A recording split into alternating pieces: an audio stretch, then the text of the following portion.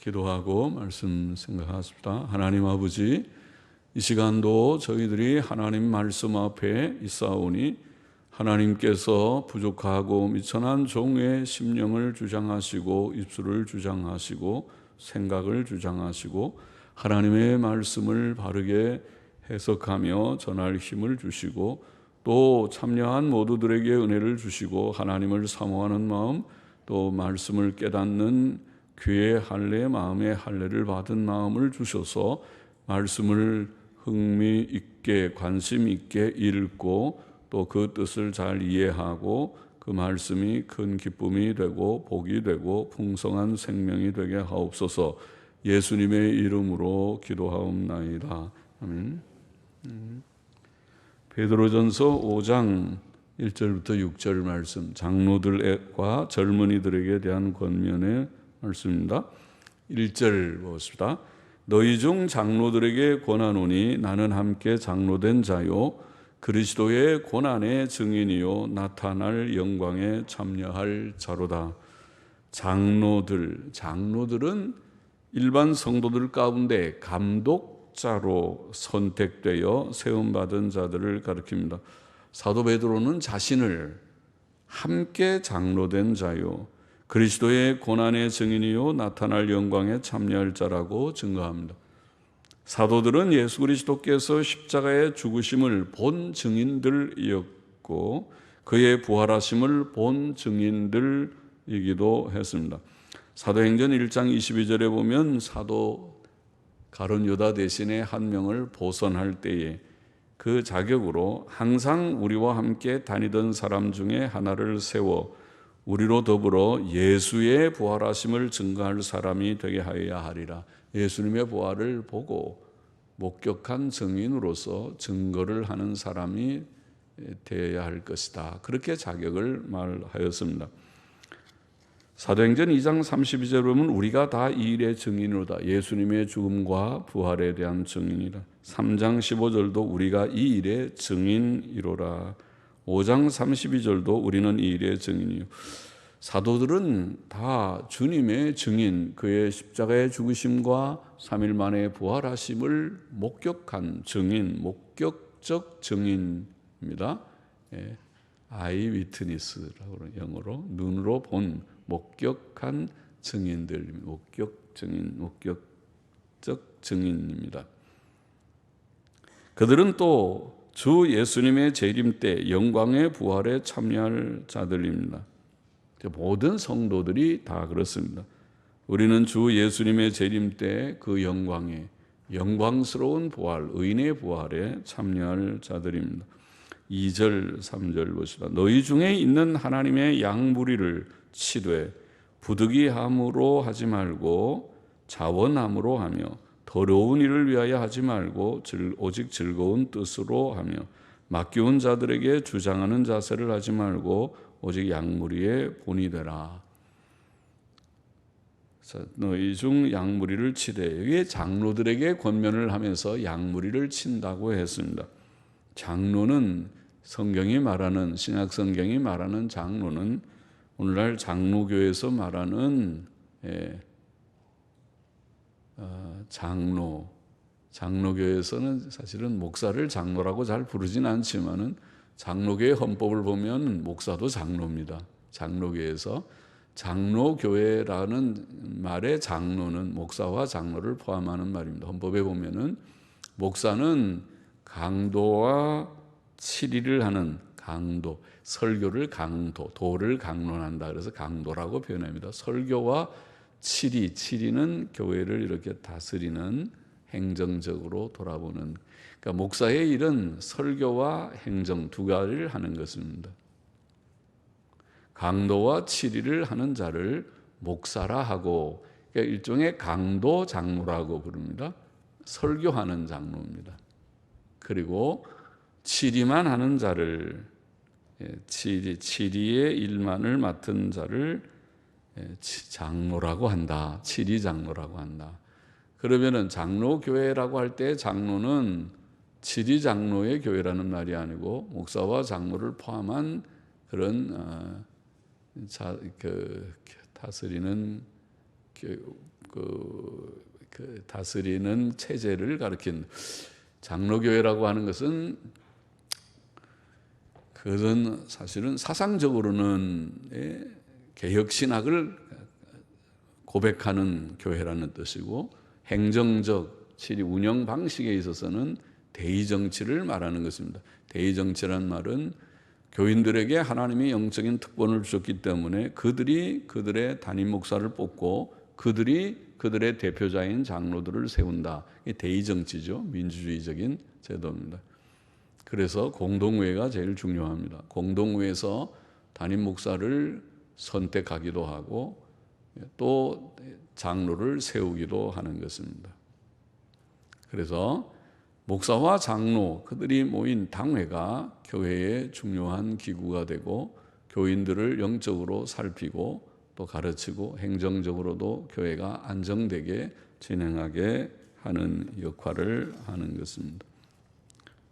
사도 바울은 잘 다스리는 장로들을 배나 존경할 자로 알되 말씀과 가르침에 수고하는 이들을 더할 것이니라. 그래서 가르치는 장로, 설교 장로에 대한 언급을 디모데전서 5장 17절에 합니다. 그래서 성경이 말하는 신약 성경이 말하는 장로 혹은 감독이라는 말은 본문의 말씀대로 양무리를 가르치는 양을 친다는 말은 때린다는 말이 아니라 양을 친다 그러죠. 양을 목양한다. 그것이 가르치고 인도한다는, 물론 가르치는 것뿐 아니라 가르치는 것이 중요하지만은 가르치고 잘못되면 좀 고쳐주고 약하면 위로도 하고 권면도 하고 그런 모든 일련의 일들을 포함하는 말이죠. 양을 친다. 그렇게 표현을 하는 것입니다. 부활하신 예수께서도 베드로에게 내 양을 먹이라. 내 양을 먹이라. 요한복음 21장 15절에 보면 내 어린 양을 먹이라. 21장 16절 17절에 내 양을 치라. 내 양을 먹이라고 말씀했습니다.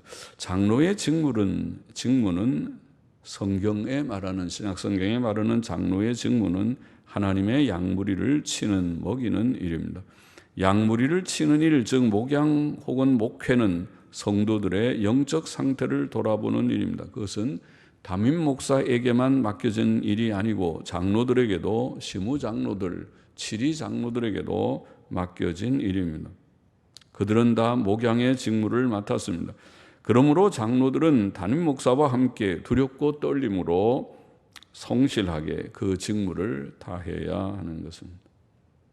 그래서 사상의 일치는 물론이고 사상이 불일치해서 교훈이 혼란스러움은 참 어렵겠죠.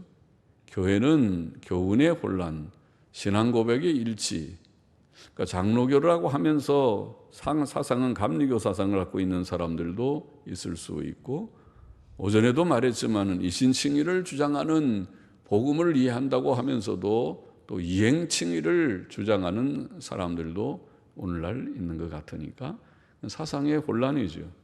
그래서 목사와 장로들은 사상의 일치가 있어야 되고 그건 물론이고 사상이 일치하지 않으면은 그것은 곤란하죠. 목사가 잘못되든지 장로가 잘못된 것입니다.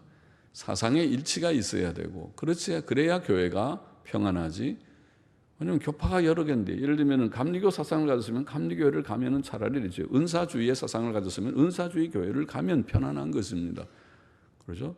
정통적 교회 속에서 감리교 사상을 장로교 속에서 감리교 사상을 갖거나 은사주의 사상을 갖는 것은 교훈의 불일치를 가지고 신앙 고백의 불일치를 가져오는 것이니까 바람직하지 않은 것입니다. 그래서 목사를 선택하는 것도 매우 힘들고 신중하게 교훈의 일치, 사상의 일치, 신학의 일치 그건 기본입니다. 신학의 일치가 기본이고 그 다음에 인격성이나 도덕성이나 그런 거는 그것도 기본이지만 그것도 반드시 필요한 것이고 그러나 인격성 도덕성이 같아도 먼저 사상의 일치가 없으면 교훈이 달라지는데 교훈이 다른 교훈을 하게 되면 이제 바른 정통 신학을 얘기하지 않고 여기서 은사주의를 얘기하든가 여기서 신복음주의를 얘기하든가 넓은 길을 얘기하면 안 되죠. 교훈이 잘못되면 안 돼요. 교훈이 또 일치하더라도 우리가 늘 교훈을 정통 교리를 배우더라도 사람의 인격성의 성숙이라는 것은, 성화라는 것은 천태만상입니다. 예. 또 성화는 사실 꼭 실체적으로 어느 정도 진전이 되는지 잘 알 수가 없습니다. 깨닫지만은 다음 순간 넘어지면 죄의 구렁텅이에 떨어지는 것이 우리의 인간의 신앙의 여정이니까, 사람이 성화라는 것이 어디까지가 정말 성화가 됐는지 그걸 판단하기 쉬운 것은 아닙니다. 그래서 제일 중요한 게 사상이고, 그 다음에 그것에 일치하는 거기에 수반되는 진지한 순종의 삶 바로 하려고, 비록 자기들의 결함, 인격의 결함이 없지 않을지라도 사람이 결함이 다 많아요. 특별히 자란 배경에 따라서 결함이 많아요. 그래서 그 결함을 말한다면 우리가 완전한 사람은 아무도 없습니다. 그러나 그런 결함이 좀 최소하게 그 결함이 비교적 적은 사람이 좋겠지만은, 그러나 완전한 사람은 없습니다. 사상이 제일 중요하고, 사상이 건전하고, 바른 개혁신앙, 바른 보수신앙, 바른, 우리가 때때로 근본주의적 장로교회 그런 표현을 하지만, 바른 근본주의적인 신앙, 근본주의란 말은 다른 것이 아니라 자유주의 배교 안 되고, 신복음주의 타협 안 되고, 은사주의적으로 가면 안 되고, 그것을 적어도 말하는 것이 근본주의적인이라는 의미였습니다.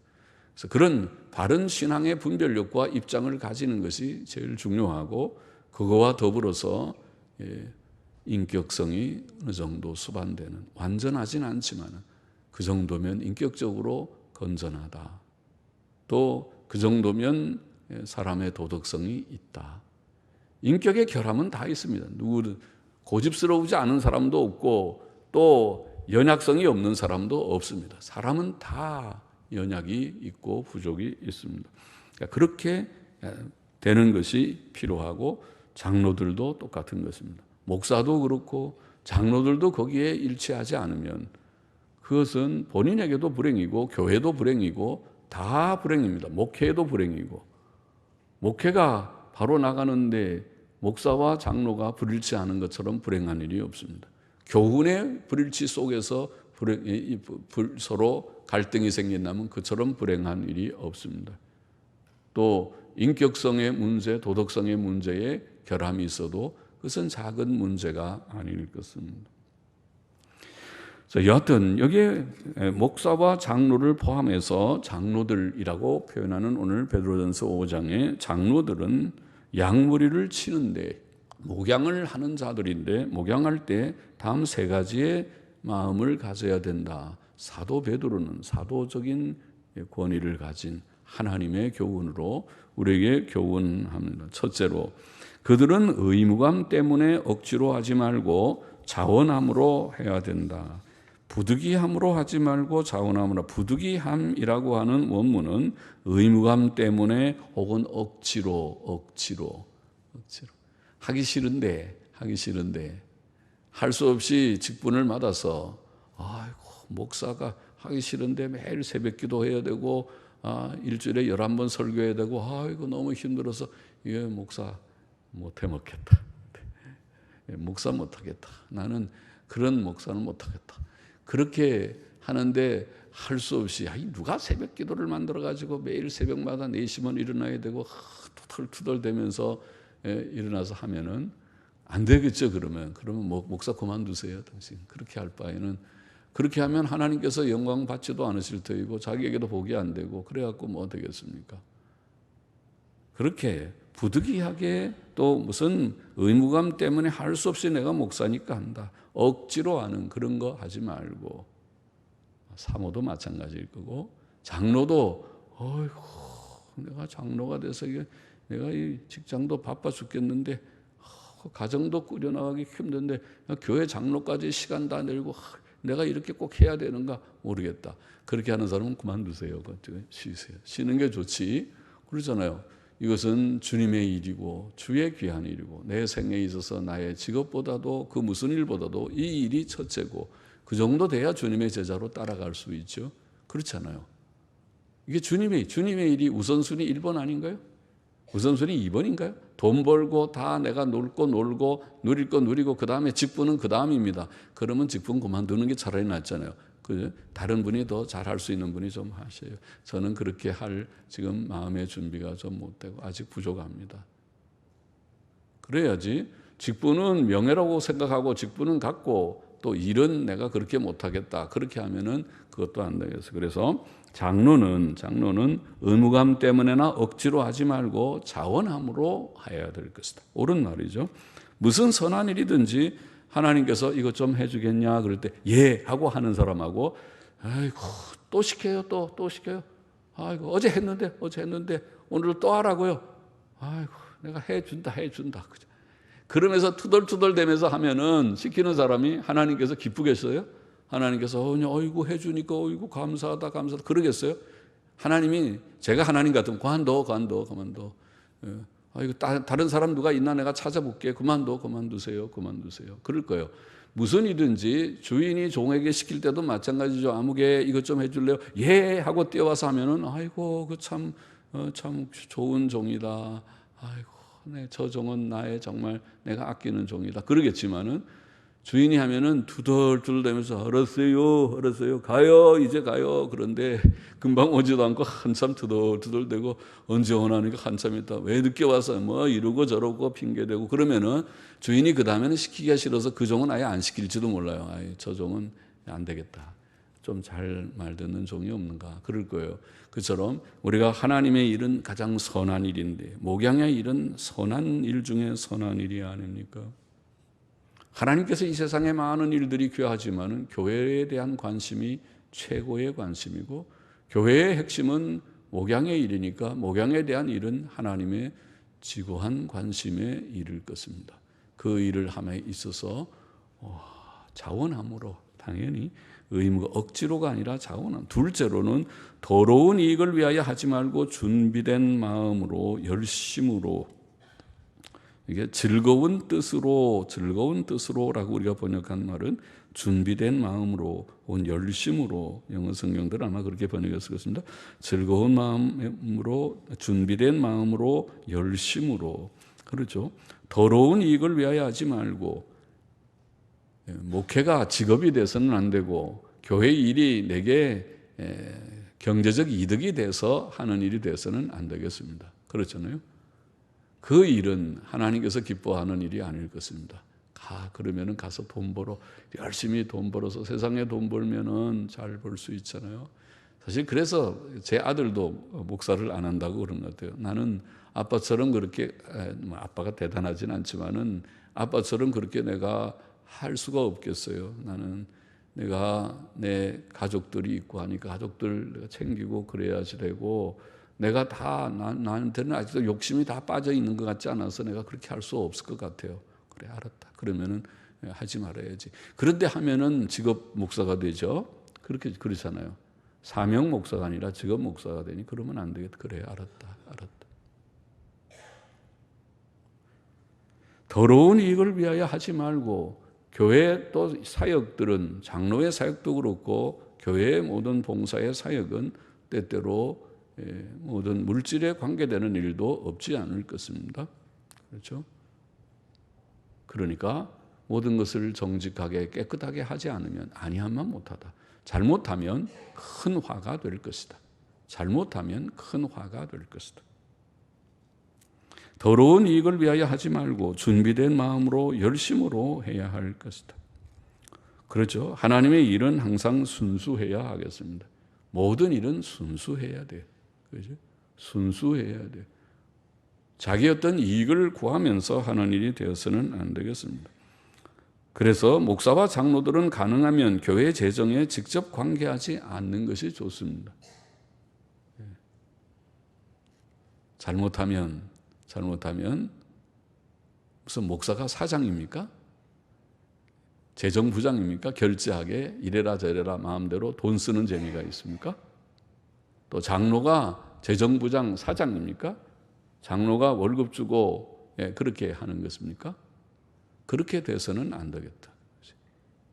봉사의 일이니까 직분을 맡을 수는 있지만은 그러나 매우 조심해야 하시고 그런 그 일에 가능하면 직접 관여하지 말고 만일 혹 관계가 된다고 할 때에는 정확하게 돈 계산은 정확하게, 영수증 처리는 정확하게, 재정 보고는 정확하게. 예? 그래서 누가 보더라도, 누가 그것을 감사하더라도, 검토하더라도 그 교회 재정이 투명하다, 정확하다. 그 교회 재정실의 재정장부 다 뒤져보면 정확하다. 그 감사한 사람은 모든 것들이 정확하게 영수증 처리가 되고 어떻게 썼는지, 무엇을 누가 어떻게 썼는지 잘 알 수 있겠다. 할 수 있게 처리가 되는 방식으로 하는 것이 좋겠습니다. 목양의 일은 더러운 이익을 구하지 말고 준비된 마음으로 열심으로 해야 할 것이다. 그렇게 말하고, 셋째로 맡겨진 자들에게 주장하는 자세로 하지 말고 양무리의 본이 되어야 할 것이다. 그렇게 말, 그것도 중요한 거죠. 사람이 직분을 맡으면, 경험적으로도 그렇지만은 직분을 맡으면, 직분을 안 맡을 때는 겸손한 사람이 직분을 맡으면 사람이 마음이 높아지는 것 같아요. 다 누구나 그런 것 같아요. 직분이 사람을 교만하게 만드는구나. 그래서 직분을 세운다는 것이 두려워요. 어떤 때는 직분이 없으면 사람에게 오히려 잘못이 없는데 직분 때문에 그 사람을 망쳤구나.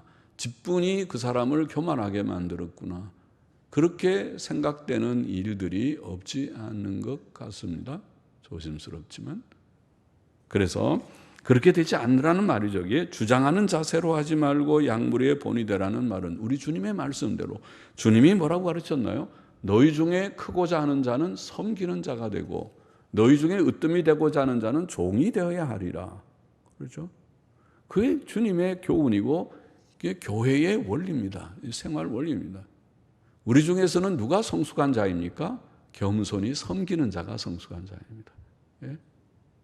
누가 빗자루를 드는 자가 종이 아니고 진짜 자기가 높은 사람, 자기가 중요한 위치에 있다면 솔선해서 먼저 빗자루를 들고 또 주방에 들어가서 주방의 좀 봉사도 솔선해서 하려고 하는 자가 큰 자입니다. 시키는 나는 그런 거 안 하고 나는 그런 거 내가 그런 거 손 물 닦고 내가 감히 그런 일을 했어요. 내가 빗자루를 감히 들 수. 빗자루는 저 사람이 들어야지. 아무개 좀 빗자루 들고 좀 하세요. 걸레 들고 좀 하세요. 나는 시키는 자이지 나 하는 자가 아니다. 그런 것이 아니고 또 주장하는 자세라는 말은 목에 힘이 들어가서 직분이 있으면 다 힘이 들어가서 목사든 장로든 힘이 들어가서 나는 직분자고 내가 장로다, 내가 목사다. 그렇게 해서 집사, 이 집사, 김 집사 이렇게 하시오 저렇게 하시오. 그렇게 할 수 있는 이게 무슨 계급놀이 하는 것이 아니다. 교회는 세상은 다르죠. 세상에는 직위가 다 있어요. 세상에서는 장자가 들어가면은 그래도 힘이 있어요. 그래서 또 거기에 따르는 상당한 권위가 있고 다 힘이 있어요. 세상은 그렇지 않아요. 세상은 그런 어느 정도의 계급이라고 할지 그런 직위가 있어요. 그러나 교회는 그렇지 않아요. 교회는 주님이 말씀하신 대로 우리 주님 자신이 나는 섬기는 자로 왔노라. 우리 주님 자신이 우리를 위해 십자가에 죽으시는 주님이시요. 우리는 그 주님을 믿고 있어요. 그렇기 때문에 교회 안에서는 높다고 생각하는 자는 스스로 높은 자가 높은 것이 아니라 섬기는 그 자가 하나님 앞에서 인정받고 귀한 자다. 그렇게 주님은 말씀하시고 그것이 우리가 실천해야 할 바라는 것입니다. 그러므로 장로들은 목사나 제장로들은 주장하는 자세를 가지지 말고 양무리의 본이 되어야 한다. 섬김의 그런 자세로 모든 사람보다 솔선해서 먼저 하면 돼요. 누구 하라 이렇게 말 많은 사람들은 별로 좋은 사람이 아니에요. 말 많은 사람들은 대체로 실천이 좀 부족한 사람일 가능성이 많아요. 그렇게 말하지 말고 당신이 먼저 실천하세요. 어떤 때 보면 교회에 사랑이 없느니 어쩌니 그런 말 하는 사람도 있을 수 있겠죠. 여보세요. 그렇게 말하지 말고 그 말 자체가 별로 사랑이 아닌데 먼저 실천하세요. 당신이 솔선해서 열심히 나오고 열심히 앞장서서 이 일 저 일을 좀 하고 그렇게 하세요. 그것이 좋은 것이에요. 그렇게 하지 않는 사람들이 그렇게 불평스러운 말을 할 수 있으니까요. 4절 보십시다. 그리하면 목자장이 나타나실 때에 시들지 아니하는 영광의 면류관을 얻으리라. 목자장은 주님 예수님이십니다. 그가 다시 오실 것입니다. 나타나실 것입니다. 그의 재림의 날에 그는 충성된 종들에게 영광의 면류관을, 시들지 아니하는 영광의 면류관을 주실 것입니다. 하나님께서는 상 주시는 분이시다. 히브리서 11장 6절에 읽은 바가 있죠. 상을 주시는 하나님이시다. 상은 좋은 거죠. 잘하고 나면 상을 우리가 받으면 기분이 좋죠. 상은 또 좋은 것을 말하는 것입니다. 그래서 주 예수님께서 마지막 날 복음의 일꾼들과 교회 장로들에게 상을 주실 것이다. 시들지 아니하는 영광의 면류관을 주실 것이다. 그러므로 현재 목사들과 장로들은 주께서 주신 직분을 수행함에 있어서 힘들고 어려운 점들이 있을지라도 있겠죠. 흔히 말하기를 목사들은 속이 고목나무처럼 7번 썩어야 된다, 그런 말들을 했어요. 앞서간 목사님들 얼마나 목회를 하면 속이 썩는지 그런 표현을 해요. 저는 그렇게 안 썩고 여러분들은 착하셔서 저를 그렇게 마음에, 저는 그렇게 썩진 않지만은 보통 말이 그렇다는 것이에요. 얼마나 목회가 힘들면은 목회하는 사람들을 보고 속이 7번 썩는 고목나무처럼 그렇게 썩어야 된다 그러는데 힘들겠죠. 장로도 마찬가지죠. 장로들의 일이 쉬운 일이겠어요? 자기 생활 일도 바쁜데, 다 자기 일 하는데 바쁜데 자기 일 외에 교회 일까지 한다는, 교회 일을 첫째로 더더욱이 하라고 그러니 적은 일이 아니지요. 그 예전에 우리 교회 어떤 집사님은 장로하라고 몇 번 자꾸 추천해도 거절을 해요. 왜 그럽니까? 그러니까 장로는 아무나 하는 게 아니고 장로는 얼마나 하면 자기가 책임이 중요해서 자기의 시간을 들이고 해야 되는데 제가 감히 그렇게 잘 못할 것 같아서 사양합니다. 그분은 그 교인들이 많이 사랑하고 세우고 싶어 했는데도 거절을 끝까지 한 분도 있었다고 알고 있습니다만은, 어려운 점들이 있을지라도 낙심치 말고 목자장 되신 예수 그리스도만 바라보아야 하고, 또 우리는 부족투성이이지만 감히 그의 상 주심을 기대하며 충성할 수 있고 또 그렇게 충성해야 하는 것입니다. 그래서 어렵다고 낭망하지 말라고, 목자장 되신 주님이 재림하실 때에 너희가 시들지 아니하는 영광의 면류관, 좋은 상을 예비하여 주실 것이니까 그렇게 충성하라고 우리에게 권면하시는 줄로 압니다. 5절 보십시다. 젊은 자들아, 이와 같이 장로들에게 순복하고 다 서로 겸손으로 허리를 동이라. 다 서로, 전통사본에 보면 다 서로에게 순복하고 하는 말도 들어있습니다. 다 서로에게 순복하고, 장로들에게 순복하고 서로에게도 복종하라고 되어 있고, 겸손으로 허리를 동이라. 허리를 동이라는 나는 옷을 입으라. 옷을 입으라. 겸손으로 옷을 입으라. 겸손의 옷을 입으라. 겸손하라는 말이죠. 하나님이 교만한 자를 대적하시되 겸손한 자들에게는 은혜를 주시느니라. 자, 사도 베드로는 장로들에 대한 권면과 함께 젊은이들, 청년들, 젊은이들에 대한 권면도 했습니다. 젊은이들에 대한 권면은 일반 교인들에게도 적절한 교훈입니다. 세 가지를 역시 권면했습니다. 첫째로 젊은이들은 장로들에게 순복하라고 교훈했습니다. 그것은 모든 성도들이 받아야 할 교훈입니다. 히브리서 13장 17절에 보면 너희를 인도하는 자들에게 순종하고 복종하라. 너희를 인도하는 자, 그들이 목사와 장로들이겠죠. 목사와 장로들에게 순종하고 복종하라. 누가? 모든 교인들이. 그래야 복되잖아요. 왜? 그들은 하나님께서 세우신 일꾼들 아니, 그들이 누구이든지 간에. 저를 두고 하는 말이 아니라 제가 뭐 여기 평생 있어요. 저는 이제 1, 2년 있으면은 은퇴를 할지 모르는 자이지만은, 제가 또 누가 여기에 목사가 되고 또 장로님도 또 저보다 조금 있으면 한 분 은퇴하시고 나머지 두 분이 좀 있고 그렇게 간다 하더라도 누가 목사, 누가 장로이든 그것을 불문하고, 목사와 장로는 교인들과 목사와 장로의 관계는 그런 목자와 양의 그런 관계이기 때문에 젊은이들이 또 모든 교인들이 장로들에게 순복하라. 하라. 너희를 인도하는 자들에게 순종하고 복종하라. 저희는 너희 영혼을 위하여 경성하기를 자기가 회개할 자인 것 같이 회개 보고할 때 재정 보고하듯이 뭐 이건 이렇고 저건 저렇게 썼습니다. 너 얼마 수입이고 지출이고 잔액이고 이렇습니다. 보고하듯이 회개할 자인 것 같이 하느니라. 누가? 목양자들은 교인들을 일일이 살펴서 저 교인은 이것이 부족하고 이것이 어려움에 문제가 있고 어떻게 하면 믿음 생활 좀 더 잘하면 좋은데 이런저런 일들을 살피죠. 그렇죠. 다 살피죠. 저희로 하여금 즐거움으로 이것을 하게 하고 근심으로 하게 말라. 그렇지 않으면 너희에게 유익이 없느니라. 목양자들이 양들을 칠 때에 기쁨과 즐거움으로 암흑의 성도를 생각하면 힘이 나고 기쁨이 납니다. 위로가 됩니다. 그렇게 하게 목양 사역을 하게 하면 좋겠죠. 그렇지 않고 근심되게 물을 생각하면 속이 답답하고 근심 걱정이 있고 왜 저렇게 생각을 바로 하지 못하고 바로 행하지 못할까? 왜 주일 제대로 못 지키고 저 자녀들은 또 저렇게 할까? 걱정, 근심이 많다. 이렇게 되는 것보다 아무개를 생각하면 얼마나 기쁜지 저렇게 신앙생활을 하면 다 좋겠는데 기쁘다. 이렇게 되게 하라는 말이겠죠.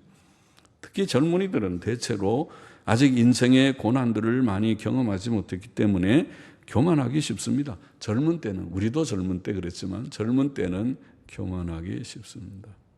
제가 우리 집사람 얘기하면 안 되지만 집사람이 뭐 이거 다른 얘기니까 집사람이 그 젊을 때 대학 시절에 얘기하도록 친구들이 어느 날 워치만리에 영에 속한 사람, 이게 삼분설 얘기거든요. 영에 속한 사람 책을 읽고는 와 그렇구나, 삼분설이 맞구나. 이 삼분설이 맞는데 우리 교단에서는 이게 이분설을 가르치니 이게 잘못됐구나. 우리가 박윤선 목사님은 성경 주석을 쓴 그래도 장로교에서는 지도자잖아요. 박형영 박사님, 박윤선 목사님 두 분은 지도자인데 박윤선 목사님한테 가서 이걸 가르쳐줘야 되겠다. 그렇게 생각했다고 과거에 그 철 없는 그 대학생 시절의 얘기를 저한테 하면서 웃은 적이 있어요. 그래요. 삼분설 워치만리의 삼분설 영에 속한 사람 책을 읽어보면 그럴듯하게 영과 혼을 막 분리해 놨지만은 그러나 정통 신학이 말하는 영과 혼이 그것은 두 개의 별개의 실체가 아니라는 것을 성경적으로 우리가 기독교 교리 개요 책에도 제가 요약해서 다 제시를 해놨지만 읽어보면 와 성경은 두 말이 서로 교대적으로 구별 없이 사용되고 있다는 것이 너무 분명하구나. 그래서 이분설이 정통교리고 삼분설은 성경적인 근거가 약하구나. 그렇게 우리가 알 수 있을 것인데 말이죠. 그러나 그것을 잘 모를 때에는 자기네들이 조금 아는 것 가지고 굉장히 다 한 것처럼 마음에 교만해질 수 있어요. 그건 다 우리가 영적인 신앙생활의 과정도 어릴 때는 사람이 조금 하면 교만해지기 쉽고 젊은이들도 교만해지기 쉽습니다. 그러나 이제 고난의 환경을 많이 경험하게 되면 그것은 사람이 좀 겸손하게 되는 일이 많죠. 그래서 고난이 겸손을 위해서 유익한 과정이라고 보입니다. 그러므로 젊은이들은 장로들에게 순종하고 복종하는 법을 배움으로써 지혜를 얻어야 할 것이다. 둘째로 젊은이들은 서로에게 순복하라. 전통사본에는 서로에게도 순복하라. 그렇게 되어 있습니다. 킹제임스 성경에는 그렇게 되어 있습니다. 사도 바울도 에베소서 5장 21절에 보면은 그리스도를 경외함으로 피차 복종하라. 피차 순종하는 거죠. 피차 복종하라. 그런 교훈을 했습니다. 자, 그것은 베드로전서의 5장의 전통사본의 본문하고 같습니다. 빌립보서 2장 3절에서 사도 바울은 아무 일에든지 다툼이나 허용으로 하지 말고 오직 겸손한 마음으로 각각 자기보다 남을 낮게 여기고 더 높게 존중하라는 것이죠. 상대를 자꾸 낮춰보는 사람은 제 생각에는 그 사람의 인격이 별로 좋지 않은 사람이 보통 낮춰봐요. 사람이 인격이 좀 고상하고 좋은 사람이면 자기의 부족을 늘 많이 알기 때문에 상대를 그렇게 막 낮춰서 무시하지 않고 저것도 결함이긴 하지만은 내 속에도 결함이 많으니까 또 그의 장점도 많이 있을 터이니까 하고 이렇게 조심해요. 말을 함부로 하지 않고. 그러나 그렇지 않고 상대방을 조그만 결함을 보고 아주 형편없이 깔아 뭉갠다 그럴까요? 그렇게 막 욕하는 사람들은 좋지 않아요. 그 사람들은. 그래서 서로를 그렇게 하지 말고 서로 존중하는, 존중, 피차 복종이라는 건 존중해야 복종할 수 있잖아요. 복종하는 그런 삶을 살라고 그렇게 성경은 교훈하고 있습니다. 젊은이들이 유념하고 모든 성도들이 유념해야 될 바입니다. 그렇게 할 때에 그것이 진정한 사랑이고 사랑의 공동체, 사랑의 교회고 아름다운 일치 단합된 그런 아름다운 성도의 교통의 모습, 교회의 모습을 나타내게 될 것입니다. 셋째로 젊은이들은 겸손으로 옷을 입으라. 겸손으로 옷을 입으라. 옷을 다른 좋은 것을 옷 입지 말고 겸손이라는 옷을 입어요. 하나님께서는 교만한 자를 물리치시고 겸손한 자에게 은혜를 베푸시느니라. 그렇게 말씀했습니다. 사람은 교만하면 망하고 겸손하면 존귀케 됩니다. 존귀한 자가 돼요. 잠언에 여러 번 말씀했죠. 교만은 패망의 선봉이요 거만한 마음은 넘어짐의 앞잡이니라. 사람이 교만하면 그 다음에 넘어집니다. 패망합니다. 멸망합니다. 하나님께서도 물리쳐버려요. 교만한 자는 하나님께서 기뻐하지 않아요. 왜냐하면 교만 자체가 마귀의 죄니까 하나님께서 물리쳐요. 잠언 18장 12절에도 사람의 마음의 교만은 멸망의 선봉이요. 교만하면 그 다음에 멸망한다. 멸망이라고 하는 행렬의 선봉에는 교만이 있다는 것입니다. 교만을 따라서 다 가면 다 망하고 겸손은 존귀의 앞잡이니라. 존귀한 자들의 행렬의 맨 앞에는 겸손이라고 하는 덕이 있다. 겸손하게 되면 사람들이 그분은 참 훌륭하다. 다 부족이 많은 사람에 저렇게 사람이 겸손한 사람이로구나. 그래서 다 귀하게 여기고 그를 높이게 될 것이다. 겸손한 자는 자신이 부족한 사람인 것을 알고 모든 것이 하나님의 은혜로 된 것을 깨닫는 자입니다. 젊은이들은 그리고 모든 성도들은 겸손한 마음을 가짐으로써 장로들에게 순복하고 서로에게 피차 복종하고 상대를 존중하고 그렇게 해야 될 것이다. 6절에 그러므로 하나님의 능하신 손 아래서 겸손하라. 때가 되면 너희를 높이시리라. 하나님은 전능하신 주권자이시죠. 하나님이 세우셔야 세워지고 하나님이 파하시면 파해집니다. 그가 높이시면 높아지고 그가 낮추시면 낮아지는 것입니다. 신명기 32장 39절 말씀 기억하십니까? 이제는 나 곧 내가 그인 줄 알라. 나와 함께하는 신이 없도다. 내가 죽이기도 하며 살리기도 하며 상하게도 하며 낫게도 하나니 삶과 죽음이 건강과 연약이 하나님의 손안에 있다. 하나님께서 살리기도 하고 죽이기도 하고 내가 건강하게도 하고 몸 아프게도 하고 내 손에서 능히 건질 자가 없도다. 한나라고 하는 여인이 있죠. 사무엘의 모친이죠. 이 한나의 기도를 보면 사무엘상 성경에 기록되어 있어. 이 여인의 기도가 사무엘은 훌륭하지만 사무엘의 엄마가 기도까지 성경에 기록되어 있다니 한나의 기도 사무엘상 2장 6절 7절에 보면 똑같은 기도를 했어요. 한나는 여호와는 죽이기도 하시고 살리기도 하시며 똑같은 말씀이죠. 신명기 32장 음부에 내리기도 하시고 올리기도 하시도다. 여호와는 가난하게도 하시고 부하게도 하시며 더 깨달았어요. 신명기 32장보다도 물질의 문제도 사람이 돈을 벌고 못 버는 문제도 하나님의 주권적 손안에 있습니다. 그런 고백이죠. 그러니 돈을 좀 벌었다고 하는 사람은 내가 잘나서 벌었다고 생각하지 말고 주권자 하나님이 나로 돈을 벌게 하셨나이다. 감사합니다. 하나님께 영광을 돌리고 또 어려운 사람은 낭망하지 말고 주여 주께서 도우시면 할 수 있겠사오니. 아까도 어떤 성도가 그러시더라고요. 잠깐 저는 오면서 예배 전에 어떻게 좀 잘 일이 되나요? 너무 일이 힘들어서 고생하는데 한 6개월이 지났는데 이제 거의 일이 되는 것 같습니다. 그러면서 깨달은 것이 결국은 모든 일이 하나님께서 도우셔야 된다는 것을 많이 느끼고 있습니다. 하나님께서 도우셔서 어려운 일이 풀어짐으로써 또 이제 빨리 매각하려고 하는 일이 마무리돼서 매각하면은 그 따님이 아마 찬양대 소프라노에 오라고 제가 얘기해 놨는데, 목소리가 고와서 소프라노가 한 사람 늘어날 수 있는데 몇 개월 안에는 좀 될 수 있겠죠. 빨리 다 정리되고 매각해서 그렇게 믿음 생활도 열심히 하면 좋겠다 싶어요. 하나님이 하시는 것이다. 가난하게도 하시고 부하게도 하시고 낮추기도 하시고 높이기도 하시는도다. 한나의 기도의 내용에 그렇게 고백하였습니다. 하나님께서 하시는 일이다. 겸손히 우리가 자신을 낮출 때 때가 되면 하나님께서 너는 내가 들어서 쓰기를 원한다. 네가 나의 일을 좀 해주면 좋겠다고 하나님께서 들어서 글을 쓰실 때가 쓰지, 그렇지 않고 아직도 하나님께서 들었을 마음이 없는데 혼자서 자기를 높이고 내가 대단한 사람이라고 자기 선전을 해봐야 하나님께서 별로 쓸 마음이 없으면은 우리를 쓰지 않으실 것이라고 생각합니다. 그러니까 스스로 자기를 높이는 우리가 되지 않도록 해야 하겠습니다. 나는 부족한 종입니다. 열심히 그저 할 일을 할 뿐입니다.